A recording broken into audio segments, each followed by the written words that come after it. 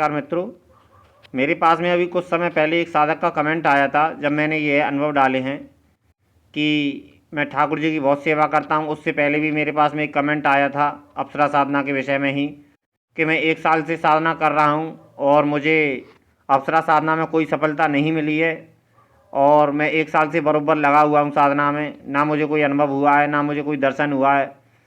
तो मित्रों मैं उस साधक की तो खैर बात नहीं कर सकता, क्योंकि भाई देखो सबकी अभी अपना अपना, मैंने तो यही समझ में नहीं आता है कि उसने 1 साल साधना की क्या है कि उसने 1 वर्ष साधना की और उसे ना कोई अनुभव हुआ ना कोई साधना में सफलता मिली। मेरी तो समझ में नहीं आता है मित्रों उसने साधना की है या फिर मजाक किया है। क्योंकि यदि 1 साल साधना करने पर भी अगर आपको सफलता नहीं मिली है किसी साधना में तो उस साधना को तुम्हें छोड़ देना चाहिए।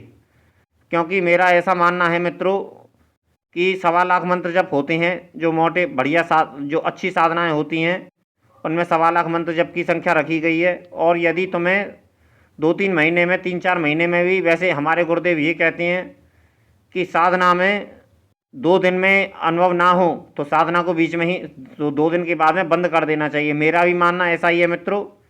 मैं ज़्यादा से ज़्यादा 8 दिन को लेता हूँ, लेकिन यदि हम 21 माला करें, 21 माला रोज़ करें और हमको 2 दिन में अनुभव प्राप्त ना हो, चाहे कैसा भी अनुभव हो, छोटा मोटा हो, अब यदि साधक ही कमज़ोर है, मन ही उसका कोई, उसे साधना का ज्ञान ही नहीं है कि साधना में 2 दिन में क्या अनुभव होते हैं और 2 महीने में क्या अनुभव होते हैं और 2 साल में क्या अनुभव होते हैं, तो उस साधक को साधना नहीं करनी चाहिए और यहाँ फिर गुरु के सानिध्य में करनी चाहिए। और गुरु के पूरे, हमको साधना में सफलता मिले या ना मिले, एक तो सही सबसे पहली बात तो ये है कि गुरु ठीक हो हमारे आगे पीछे और साधक भी समझता हो हर चीज़ को। हमें 2 दिन में हल्के फुल्के, या तो कल्पना में हमें कुछ ऐसी चीज़ें दिखती हैं या फिर हमें अपने आसपास में कुछ ऐसी चीज़ें दिखती हैं।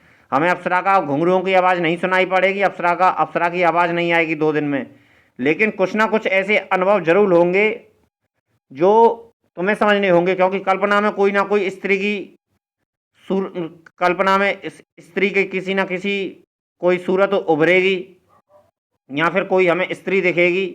यदि हम स्त्री साधना कर रहे हैं तो स्त्री दिखेगी हमें, यदि हम पुरुष साधना कर रहे हैं तो पुरुष दिखेगा हमें। 2 दिन में 21 माला करने के बाद में जरूर दिखेगा। यदि आपकी साधना ठीक है, यदि आपका मंत्र जाप सही है और यदि आपका गुरु सही है और आपको सही मंत्र मिला है साधना का किसी का भी, तो 2 दिन में अनुभव होना ही होना है।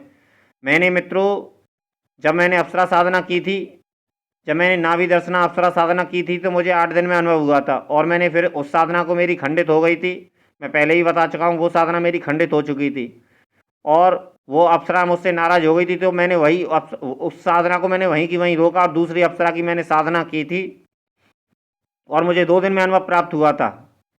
मैंने दूसरी अप्सरा की साधना की थी तो मुझे 5 माला पे ही 2 दिन में दूसरे दिन में मुझे अनुभव प्राप्त हुआ था और मैंने उसी साधना को फिर लंबे समय तक किया और मैंने 7 महीने में उसी साधना को सफलता भी पाई और वचन भी हुए।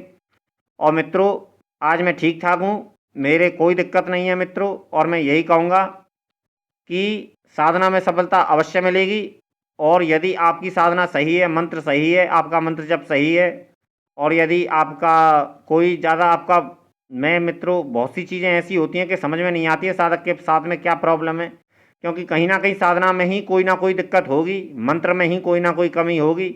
या फिर ऐसा भी होता है, हमारे गुरुदेव ऐसा भी कहते हैं कि कभी कभी ऐसा भी होता है कि कोई शक्ति तुमको पसंद नहीं करती है, खासकर स्त्री शक्ति। स्त्री शक्ति में ऐसा देखने में आया है कि कभी कभी कोई शक्ति आप साधक को पसंद नहीं करती है, तो हमें उस साधना में भी ज़्यादा समय वेस्ट नहीं करना चाहिए। हर साधना हमें सिद्ध हो ये जरूरी नहीं है मित्रों, हर साधना के हम योग्य हों ऐसा जरूरी नहीं है, हर साधना में सफलता मिले ऐसा नहीं हो सकता है मित्रों। हर साधना में हमें सफलता नहीं मिल सकती है और यदि आदमी सही है और उसका बही खाता सही है और उसके कर्म ठीक हैं तो मित्रों हर साधना में सफलता मिलना निश्चित है। और मित्रों मैं यही कहता हूँ कि 1 साल में भी यदि उस साधक को सफलता नहीं मिली तो उस साधक को उस साधना को नहीं करना चाहिए, कोई दूसरी साधना करनी चाहिए मित्रों। धन्यवाद।